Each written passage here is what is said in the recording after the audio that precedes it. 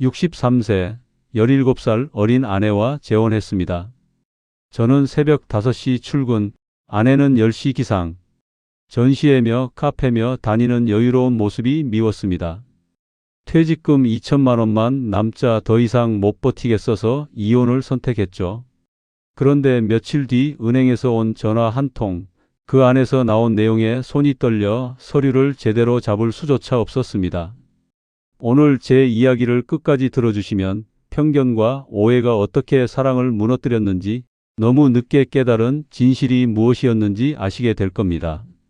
그리고 어느 지역에서 시청하고 계신지 댓글 한 번씩만 부탁드립니다. 여러분의 이야기도 듣고 싶습니다. 그럼 지금부터 제가 겪은 3년의 이야기를 있는 그대로 말씀드리겠습니다. 본문에 앞서 무료 구독과 좋아요 하시면 건강이 찾아옵니다.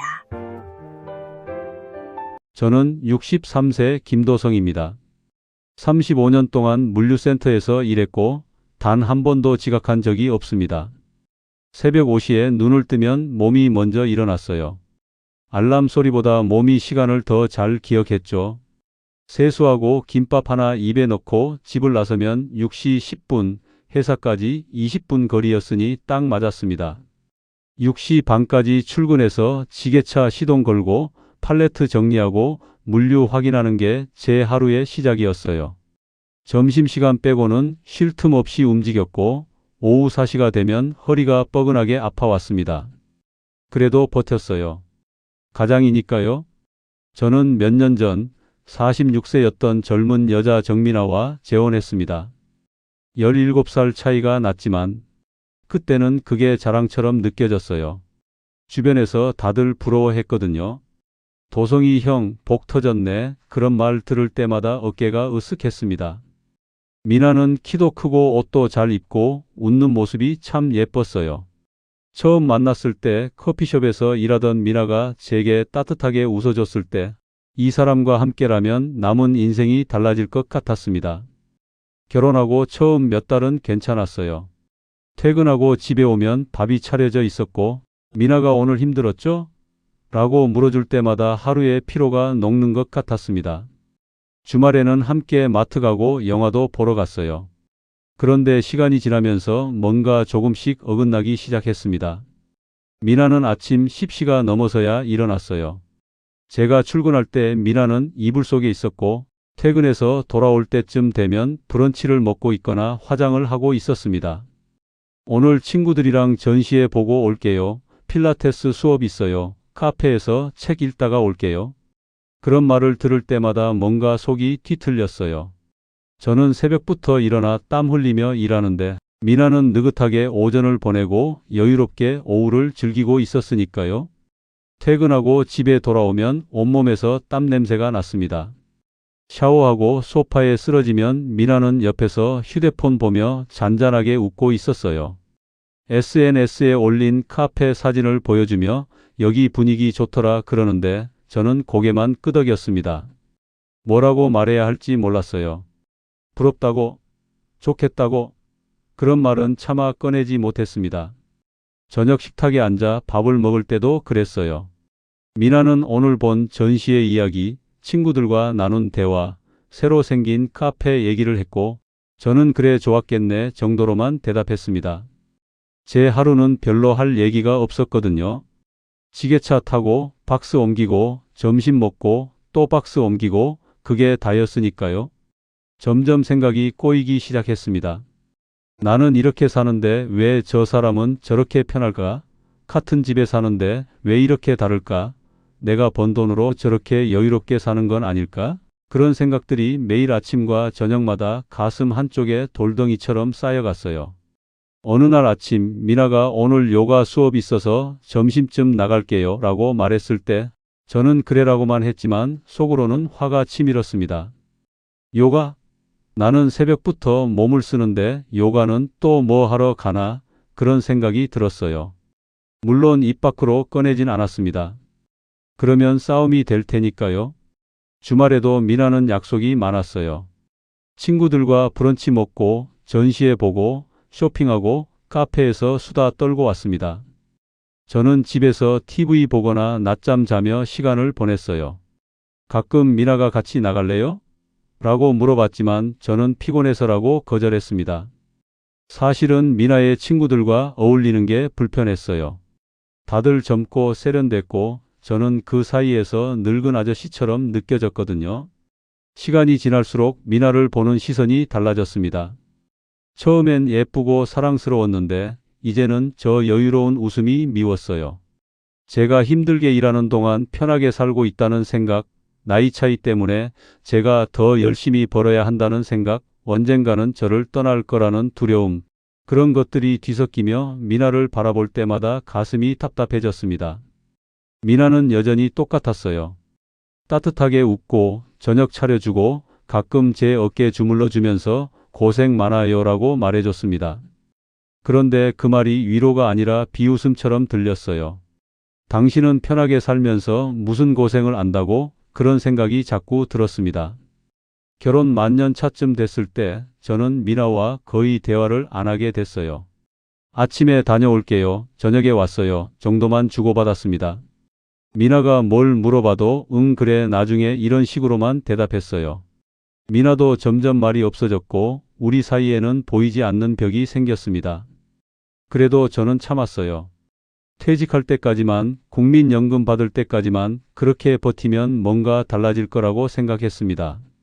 하지만 마음속 돌덩이는 점점 무거워졌고 미나를 볼 때마다 저도 모르게 한숨이 나왔어요. 그렇게 시간이 흘렀고 저는 매일 새벽을 살았고 미나는 여전히 여유롭게 웃고 있었습니다.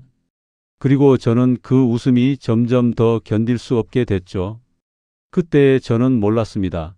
그 여유로운 웃음 뒤에 무엇이 숨어 있는지를요. 2025년 초 저는 정년을 앞당긴 희망퇴직으로 회사를 그만두었습니다. 희망퇴직이라는 말이 참 아이러니했어요. 누가 희망해서 퇴직하겠습니까? 회사에서 명단을 돌렸고 제 이름이 거기 포함돼 있었습니다. 인사팀장이 도성 씨, 조건 괜찮으니까 생각해 보세요 라고 했을 때 저는 거절할 수 없었어요. 35년 다닌 회사였지만 끝은 그렇게 왔습니다. 퇴직금 통장에 찍힌 숫자를 보며 한참을 멍하니 앉아 있었어요. 1억 2천만 원 생각보다 적었습니다. 집 대출 8천만 원, 차량 할부 1,500만 원, 신용카드 연체 500만 원을 갚고 나니 손에 남은 건 딱 2천만 원이었어요. 35년 일한 대가치고는 너무 초라했습니다. 그날 밤 안방 책상 앞에 앉아 계산기를 두드렸어요. 매달 관리비 30만 원, 공과금 20만 원, 보험료 25만 원, 식비 최소 50만 원, 휴대폰비에 인터넷비까지 합치면 한 달에 150만 원은 기본으로 나갑니다. 2천만 원으로는 1년 조금 넘게 버틸 수 있을까 말까였어요. 그 후에는 뭘 먹고 삽니까? 국민연금은 아직 2년이나 남았고 63세 노인을 어디서 써주겠습니까? 앞으로 5년을 어떻게 버틸지 생각하니 머리가 하얘졌습니다.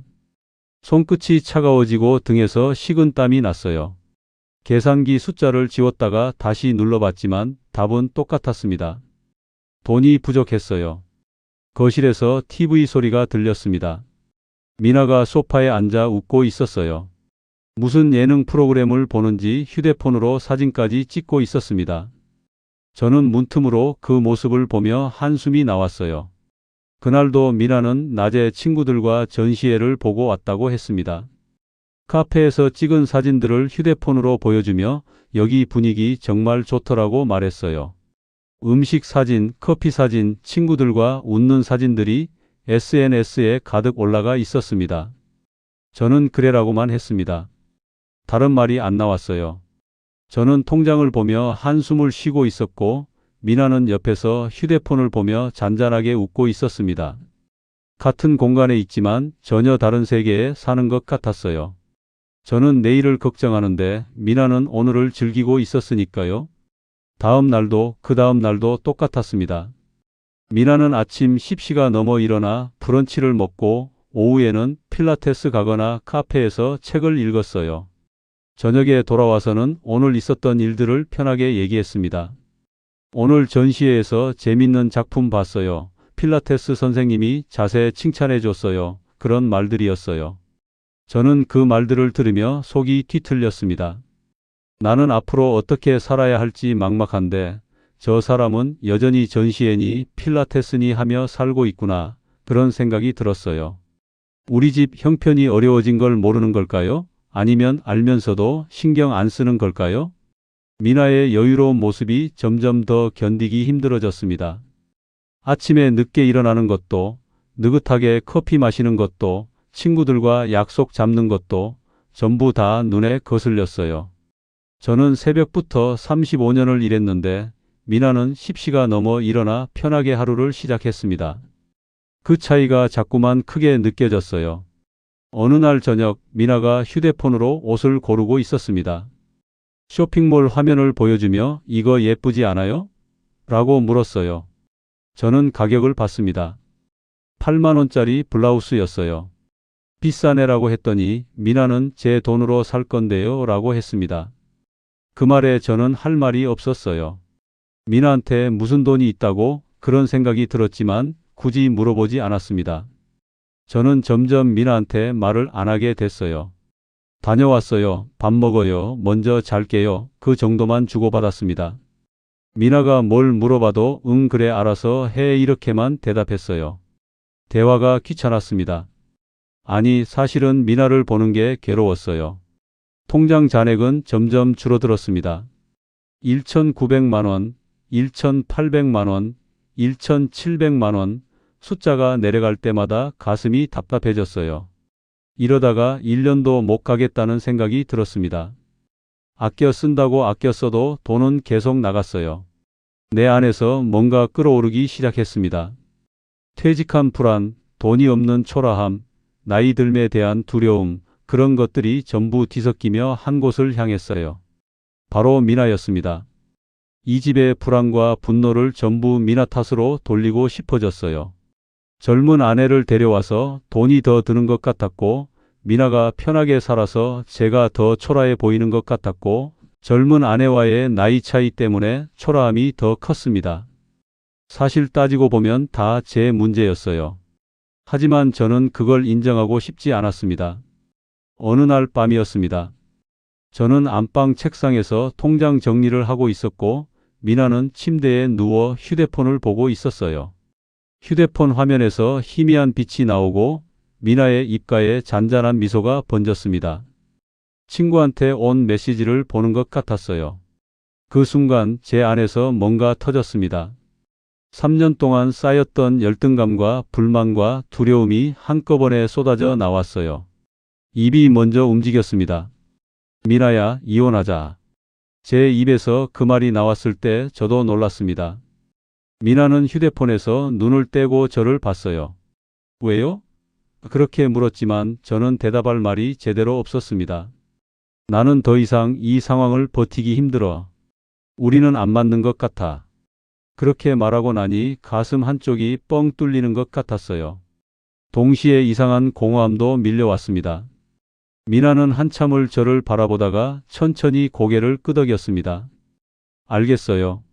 그 한마디뿐이었어요. 울지도 않았고 화내지도 않았습니다. 그냥 담담하게 받아들였어요. 그날 밤 우리는 같은 침대에 누워 있었지만 등을 돌리고 잤습니다. 며칠 뒤 구청으로 향하는 버스 안에서 저는 과연 무엇을 생각하고 있었을까요? 며칠 뒤 우리는 아무 말 없이 구청으로 향했습니다. 그날 아침 미나가 먼저 일어나 준비를 하고 있었어요. 저는 침대에 누워 천장을 보다가 천천히 몸을 일으켰습니다. 세수를 하고 옷을 갈아입는데 거울 속 제 얼굴이 낯설게 느껴졌어요. 언제부터 이렇게 주름이 깊어졌을까? 언제부터 이렇게 늙어 보였을까? 그런 생각이 들었습니다. 현관에서 미나가 기다리고 있었어요. 손에는 서류 봉투를 들고 있었습니다. 준비됐어요? 미나가 물었고 저는 응이라고만 대답했어요. 집 밖으로 나서는데 발이 무거웠습니다. 버스 정류장까지 함께 걸어갔지만 우리는 한마디도 안 했어요. 10분 정도 걸리는 거리였는데 그 시간이 참 길게 느껴졌습니다. 미나는 앞만 보고 걸었고 저는 미나보다 반 발자국 뒤에서 따라갔어요. 버스가 왔고 우리는 뒷자리에 나란히 앉았습니다. 창밖으로 익숙한 풍경들이 지나갔어요. 매일 출근하며 보던 슈퍼마켓, 세탁소, 분식집, 그 모든 게 오늘따라 다르게 보였습니다. 마치 처음 보는 것처럼 낯설었어요. 구청 앞에서 내려 민원실로 들어갔습니다. 안내 데스크에서 이혼 신고요라고 말하니 직원이 3층으로 올라가라고 안내해 줬어요. 엘리베이터 안에서 미나와 저 딱 둘만 있었습니다. 층수 버튼 위에 숫자가 하나씩 올라가는 게 보였어요. 1층, 2층, 3층, 그리고 문이 열렸습니다. 복도를 따라 걸어가 가족관계 등록과 앞에 섰습니다. 미나가 먼저 들어갔고 저는 그 뒤를 따랐어요. 담당 공무원은 중년 여성이었습니다. 협의 이혼이시죠? 물었고 미나가 네라고 대답했어요. 미나는 이미 이혼 동의서를 깔끔하게 정리해 들고 있었습니다. 언제 준비한 건지 서류가 빈틈없이 작성돼 있었어요. 공무원이 서류를 받아 하나하나 확인했습니다. 재산 분할은 어떻게 하실 건가요? 물었을 때 미나가 말했어요. 재산 분할 포기합니다. 저는 미나를 봤습니다. 미나는 서류를 가리키며 덧붙였어요. 위자료도 포기합니다. 깔끔하게 정리하고 싶어요. 공무원은 확실하세요? 라고 재차 물었고 미나는 네라고 답했습니다. 서류에는 정말로 재산 분할 포기와 위자료 포기가 또박또박 적혀 있었어요. 미나의 글씨였습니다. 저는 그 글씨를 보며 이상한 기분이 들었어요. 시원한 건지 허전한 건지 뭔지 모를 감정이 가슴을 눌렀습니다. 공무원이 설명을 시작했습니다.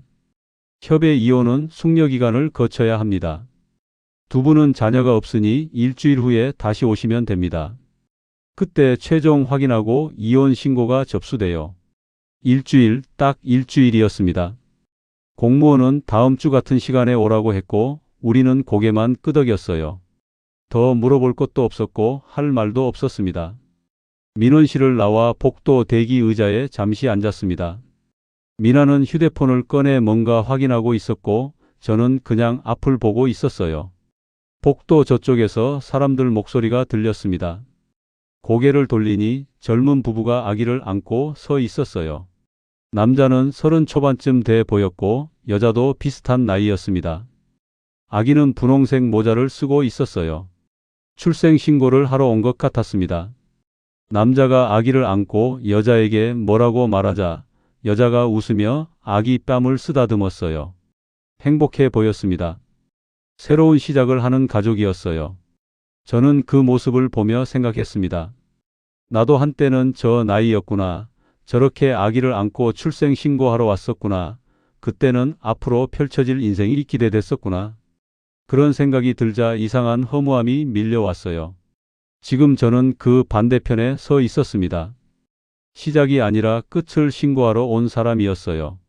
새로운 생명이 아니라 관계의 죽음을 확인하러 온 거였습니다. 같은 건물, 같은 층에서 누군가는 시작하고 누군가는 끝나는 거였어요. 미나가 일어서며 말했습니다. 가요. 저도 따라 일어났어요. 엘리베이터를 타고 1층으로 내려와 구청 밖으로 나왔습니다. 하늘은 맑았고 날씨는 따뜻했어요. 좋은 날씨였습니다. 정류장에서 버스를 기다렸습니다. 미나는 휴대폰을 보고 있었고 저는 도로를 바라보고 있었어요. 차들이 지나갔고 사람들이 걸어갔고 세상은 평소처럼 돌아가고 있었습니다. 버스가 왔고 우리는 또다시 나란히 앉았습니다. 올 때와 똑같은 자리였어요. 저는 창밖만 보고 미나는 휴대폰만 들여다보고 있었습니다. 돌아가는 길도 올 때처럼 조용했어요. 집 앞 정류장에서 내려 아파트로 들어갔습니다. 엘리베이터를 타고 12층에서 내렸어요. 복도를 걸어 우리 집 현관문 앞에 섰습니다. 저는 열쇠를 꺼내 문을 열었어요. 문이 열리는 순간 이상한 느낌이 들었습니다.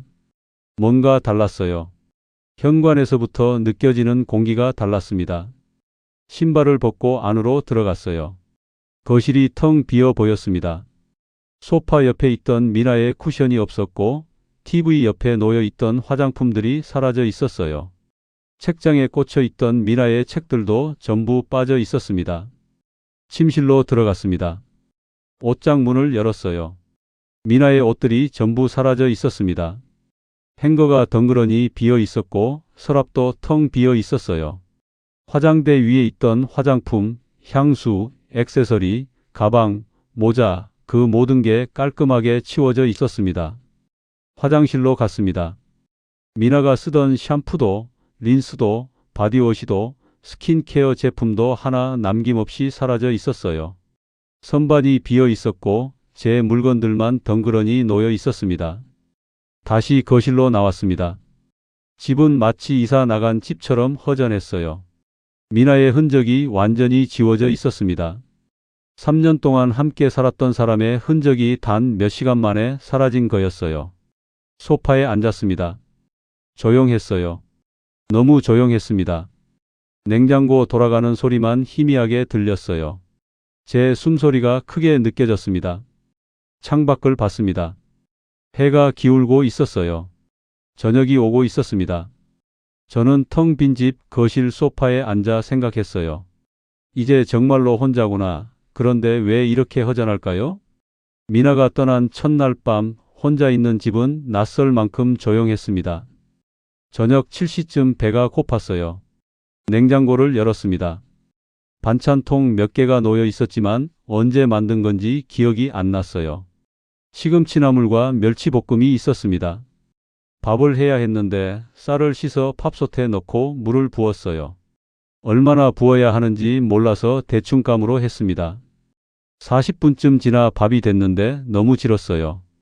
혼자 먹는 밥은 맛이 없었습니다.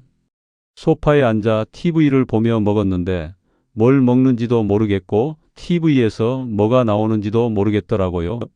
설거지를 해야 했어요. 싱크대에 그릇을 쌓아놓고 수세미에 세제를 묻혀 닦았는데 생각보다 시간이 오래 걸렸습니다. 다음 날은 세탁을 해야 했어요. 세탁기에 빨랫감을 넣고 세제를 부었는데 얼마나 넣어야 하는지 몰랐습니다. 눈대중으로 부었어요. 버튼을 눌렀는데 표준 코스인지 강력 코스인지 헷갈렸습니다. 세탁이 끝나고 베란다에 널었는데 옷이 삐뚤삐뚤했어요. 미나가 널었을 때는 가지런했는데 제가 하니 엉망이었습니다. 화장실 청소도 해야 했어요. 변기와 세면대에 때가 끼기 시작했습니다. 청소 도구함을 열었는데 뭘 써야 하는지 몰라서 물티슈로 대충 닦았어요. 쓰레기 버리는 것도 문제였습니다. 음식물 쓰레기통에서 냄새가 나는데 언제 버리는 건지 몰랐어요. 아파트 게시판을 확인하니 월수금요일이라고 적혀 있었습니다. 밥을 해야 했고 세탁을 해야 했고 화장실 청소와 쓰레기 정리까지 전부 제 몫이었어요. 미나가 있을 때는 당연하게 돌아가던 일들이 이제는 전부 제가 해야 하는 일이 됐습니다. 한 달이 지나니 통장 잔액이 눈에 띄게 줄었어요. 전기세, 가스비, 관리비, 인터넷비, 휴대폰비, 보험료가 꼬박꼬박 빠져나갔습니다. 관리비만 30만 원이 넘게 나왔어요. 가스비는 겨울이라 15만 원, 전기세는 12만 원이었습니다. 보험료는 25만 원, 인터넷과 휴대폰비 합쳐서 8만 원, 다 합치면 90만 원이 훌쩍 넘었습니다. 여기에 생활비가 들었어요. 요리를 할 줄 몰라서 편의점 도시락을 자주 샀습니다. 한 끼에 5천 원에서 6천 원 정도 했어요. 하루 3끼 먹으면 1만 5천 원에서 2만 원쯤 들었습니다. 가끔 컵라면으로 때우기도 했지만 그것도 돈이었어요. 한 달 생활비를 계산해 보니 40만 원이 넘게 나갔습니다. 편의점 도시락 값이 25만 원, 라면이랑 과자 같은 간식이 7만 원, 휴지나 세제 같은 생필품이 8만 원쯤 됐어요. 고정비 90만 원에 생활비 40만 원 합치면 130만 원이 한 달에 나간 거였습니다. 통장을 보며 한숨이 나왔어요. 2천만 원으로 시작했는데 한 달 만에 1,870만 원으로 줄었습니다. 이러다가 2년도 못 갈 것 같았어요. 생각보다 통장은 빠르게 줄어들었습니다. 편의점 도시락만 먹다 보니 속이 안 좋아졌어요. 밥을 해 먹으려고 해도 귀찮았고 반찬을 만들 줄도 몰랐습니다. 계란 프라이 하나 하는 것도 어려웠어요. 기름을 두르고 계란을 깼는데 노른자가 터지고 흰자가 사방으로 퍼졌습니다. 먹을 수는 있었지만 보기에 좋지 않았어요. 마트에 장을 보러 가도 뭘 사야 할지 몰랐습니다. 미나가 있을 때는 냉장고에 항상 뭔가 있었는데 이제는 텅 비어 있었어요. 우유, 계란, 빵 정도만 샀습니다. 채소나 고기를 사봤자 요리할 줄 몰라서 그냥 상하게 될 것 같았거든요.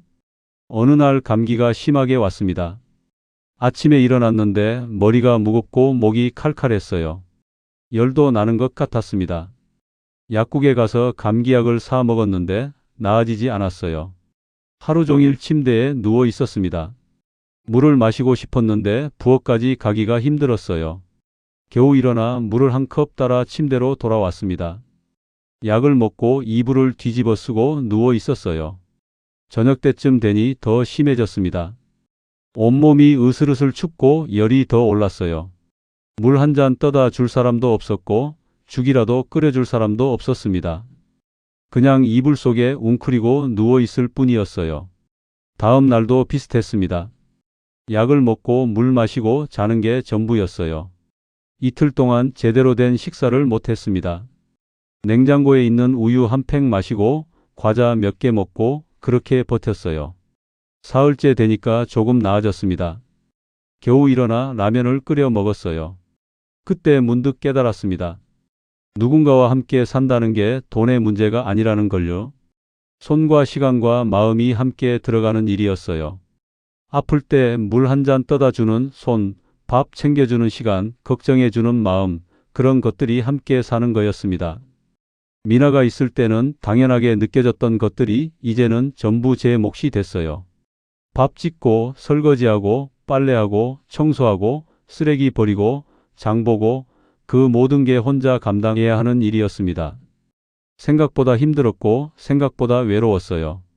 그래도 저는 스스로를 위로했습니다. 젊은 사람은 원래 가볍고 자기 삶만 챙기는 거라고, 미나는 제대로 된 배우자가 아니었다고, 내가 잘못 선택한 거라고 말했어요. 그렇게라도 생각해야 마음이 조금 편했으니까요. 미나를 탓하는 게 저를 위로하는 방법이었습니다. 혼자 사는 게 이렇게 힘든 줄 몰랐어요. 돈도 생각보다 빨리 줄었고 집안일도 생각보다 많았습니다. 하지만 이제 와서 후회해봤자 소용없었어요. 이미 미나는 떠났고 저는 혼자였으니까요. 한 달 반쯤 지났을 때였습니다. 통장 잔액은 1,700만 원대로 떨어져 있었어요. 이대로 가면 1년 반이면 바닥날 것 같았습니다. 국민연금까지는 아직 시간이 남았고 어떻게든 일을 구해야 할 것 같았어요. 그때 모르는 번호로 전화 한 통이 걸려왔습니다. 어느 날 오후 모르는 번호로 전화가 걸려왔습니다. 저는 소파에 앉아 TV를 보고 있었어요. 휴대폰이 울렸는데 발신번호가 낯설었습니다. 2로 시작하는 서울 지역 번호였어요. 요즘 스팸 전화가 많아서 받기 싫었지만 혹시 몰라서 받았습니다. 여보세요, 김도성 고객님 맞으시죠? 여자 목소리였어요. 또박또박하고 정중한 말투였습니다. 네, 그런데요. 은행 자산관리팀입니다. 고객님 관련해서 중요한 서류가 도착했는데요. 한번 방문해 주실 수 있으실까요? 전 부인 관련 서류라고 했어요. 무슨 서류인지 물어봤더니 전화로는 설명하기 어렵다고 했습니다. 직접 와서 확인해 달라고만 했어요. 중요한 서류라고 몇 번이나 강조했습니다. 대수롭지 않게 생각했어요. 아마 이혼 관련해서 정리할 게 있나 보다, 그 정도로만 생각했습니다. 언제 가면 되나요? 내일 오전에 오시면 됩니다. 2층 자산관리팀으로 오세요. 다음 날 아침 은행으로 갔습니다.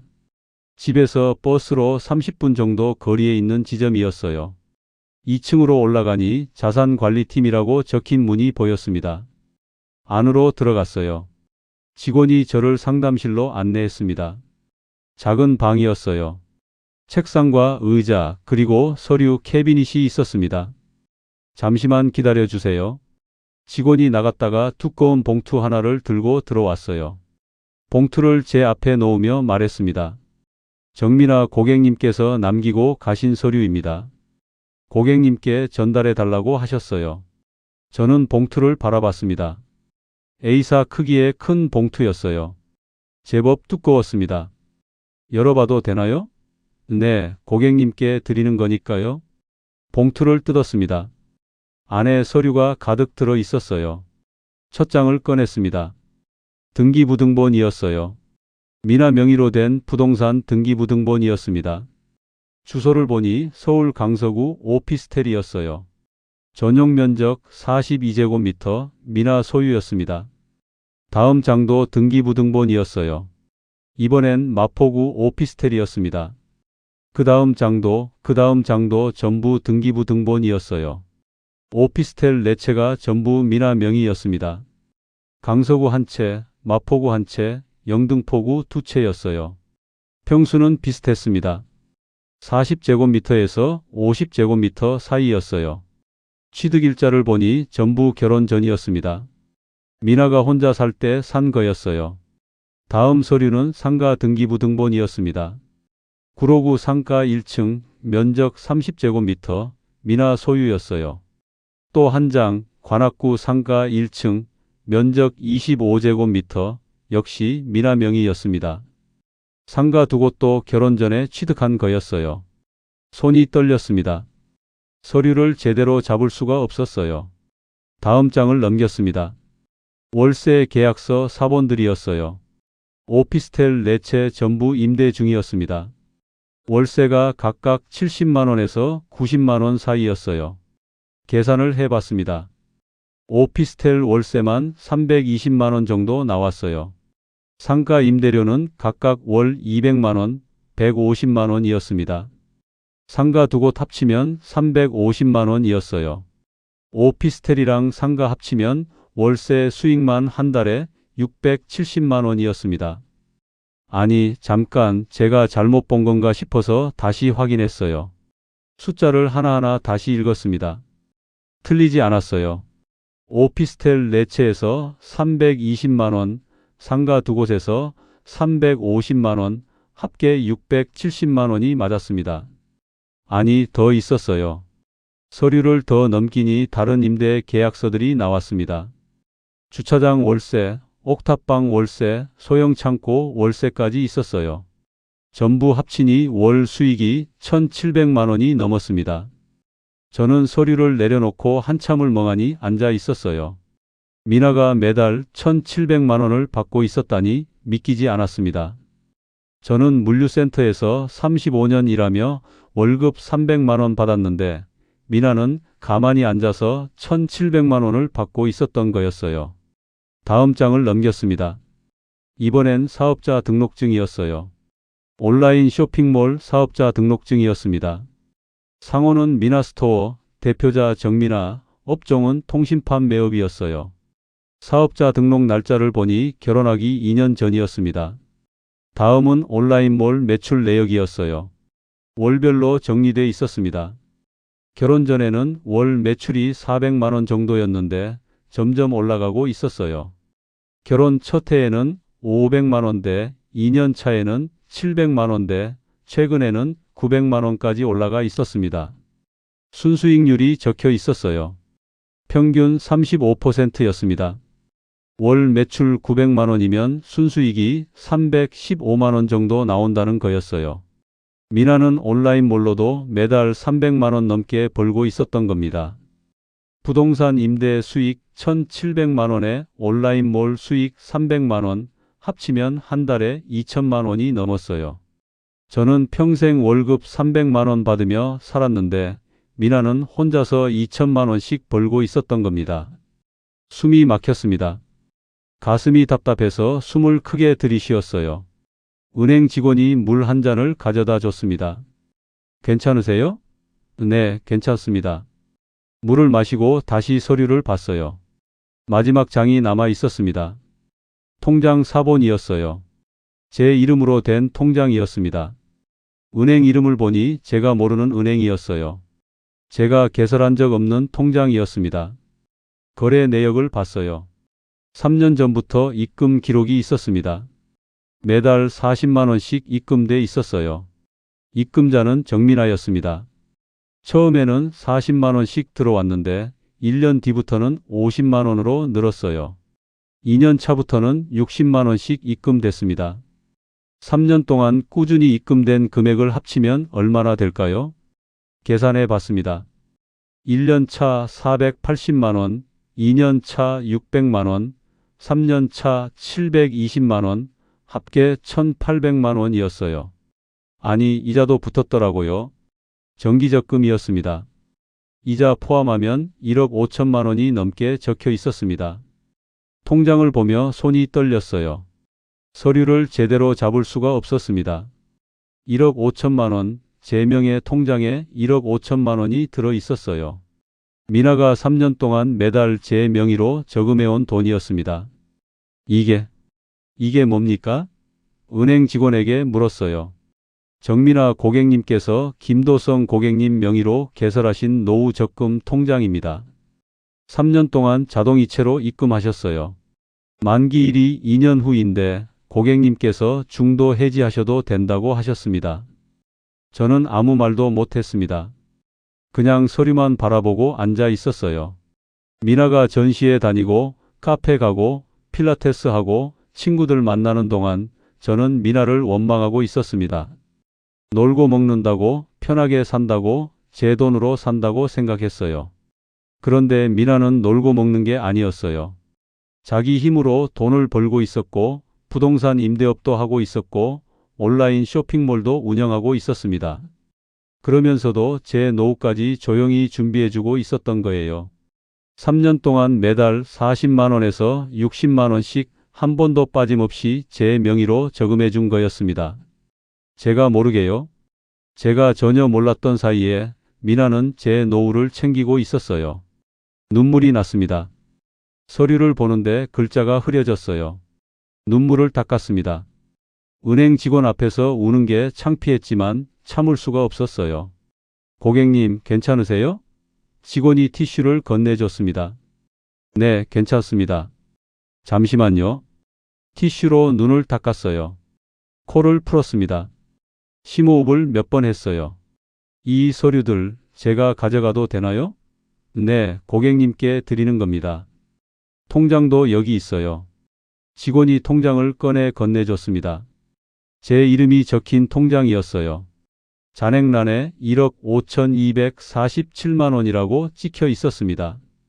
미나는 제가 생각했던 그런 사람이 아니었는데 저는 도대체 무엇을 본 걸까요? 은행에서 나와 집으로 돌아오는 길, 저는 서류 봉투를 가슴에 꼭 안고 있었습니다. 버스에 앉아 창밖을 보는데 아무것도 보이지 않았어요. 눈앞에는 풍경이 지나가고 있었지만 머릿속은 온통 미나 생각뿐이었습니다. 3년 동안 제가 본 미나는 도대체 누구였을까? 왜 저는 아무것도 몰랐을까? 그런 생각들이 계속 맴돌았어요. 집에 도착해 소파에 앉았습니다. 봉투를 무릎 위에 놓고 한참을 그대로 있었어요. 서류를 다시 꺼내 하나하나 천천히 봤습니다. 오피스텔 4채, 상가 2곳, 온라인 쇼핑몰, 그리고 제 명의 노후 적금 통장까지요. 그제야 알았습니다. 미나는 제가 생각했던 것처럼 놀고 먹는 젊은 여자가 아니었다는 걸요. 미나가 아침 10시에 일어난 건 전날 밤 늦게까지 온라인몰 주문을 처리했기 때문이었을 겁니다. 브런치를 먹고 카페에 간 건 노트북으로 재고 관리하고 거래처와 연락하기 위해서였을 거예요. 전시회를 보러 다닌 건 온라인몰에 올릴 상품 아이디어를 얻기 위해서였을 수도 있고요. 필라테스와 친구 만남은 그렇게 바쁜 일상 속에서 자기 자신을 챙기는 시간이었을 겁니다. 미나는 자기 힘으로 삶을 꾸리고 있었어요. 결혼 전부터 부동산을 사 모았고 임대 사업을 하고 있었고 온라인 쇼핑몰도 운영하고 있었습니다. 혼자서도 충분히 잘 살 수 있는 사람이었어요. 그런데 왜 저와 결혼했을까요? 17살이나 많은 물류센터에서 일하는 평범한 남자와 아마도 미나는 저를 좋아했던 것 같아요. 나이나 돈이 아니라 그냥 저라는 사람을 좋아했던 거겠죠. 처음 만났을 때 커피숍에서 따뜻하게 웃어주던 그 미소가 진심이었던 거예요. 결혼하고 나서도 오늘 힘들었죠? 라고 물어주고 어깨 주물러주고 저녁 차려주던 그 모든 게 사랑이었던 겁니다. 그 와중에 제 노후까지 조용히 준비해온 사람이었어요. 3년 동안 한 달도 빠짐없이 40만 원, 50만 원, 60만 원씩 제 명의로 저금해 줬습니다. 제가 모르게요. 제가 전혀 눈치채지 못하게 아무 말 없이 해준 거였어요. 제가 못 본 것은 미나의 여유가 아니었습니다. 제 안의 두려움과 열등감, 그리고 나이 차이를 향한 편견이었어요. 저는 나이 든 제 자신이 두려웠습니다. 63세라는 나이가 무서웠고, 퇴직이 무서웠고, 앞으로 늙어갈 제 모습이 무서웠어요. 젊은 아내 옆에 서 있는 늙은 남편, 그 모습이 창피했습니다. 미나의 친구들 사이에서 어울리지 못하는 제 자신이 초라했어요. 퇴직하고 나니 그 두려움이 더 커졌습니다.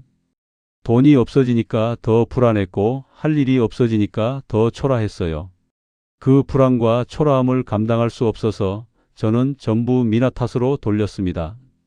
젊은 아내를 데려와서 돈이 더 든다고 생각했어요. 미나가 편하게 살아서 제가 더 비참해 보인다고 생각했고요. 30살 차이가 나서 제가 더 열심히 벌어야 한다고 생각했습니다. 사실 다 제 문제였는데 저는 그걸 인정하고 싶지 않았어요. 퇴직과 나이 듦에 대한 불안이 전부 미나를 향한 미움으로 뒤틀려 있었고 저는 그걸 끝까지 알아차리지 못했습니다. 아니, 알아차리려고 하지 않았어요. 미나를 미워하는 게 제 불안을 덜어주는 방법이었으니까요. 미나의 여유로운 웃음이 미웠던 건 사실 제가 웃지 못해서였어요. 미나가 전시회 다니는 게 거슬렸던 건 제가 갈 곳이 없어서였고요. 미나가 친구들 만나는 게 싫었던 건 저는 만날 사람이 없어서였습니다. 전부 제 부족함이었는데 저는 그걸 미나 탓으로 돌렸어요. 소파에서 일어나 안방으로 갔습니다. 옷장을 열었어요. 미나가 입던 옷들이 사라진 빈 행거가 보였습니다. 화장대도 텅 비어 있었어요. 미나의 향수 냄새만 희미하게 남아 있었습니다. 책상 서랍을 열어봤습니다. 미나가 쓰던 노트가 하나 남아 있었어요. 펼쳐보니 온라인몰 관련 메모들이 적혀 있었습니다. 상품 아이디어, 거래처 연락처, 월별 매출 목표, 그런 것들이었어요. 미나는 정말 열심히 일하고 있었구나, 그런 생각이 들었습니다. 노트 마지막 장에 다른 메모가 있었어요. 도성시 노후 적금 마이너스 매달 60만 원, 2년 후 만기, 목표 2억이라고 적혀 있었습니다. 미나는 2억을 목표로 하고 있었던 거예요. 제 노후를 위해서요. 눈물이 또 났습니다. 노트를 가슴에 안고 침대에 앉았어요. 한참을 울었습니다. 아무도 없는 집에서 혼자 소리 내서 울었어요.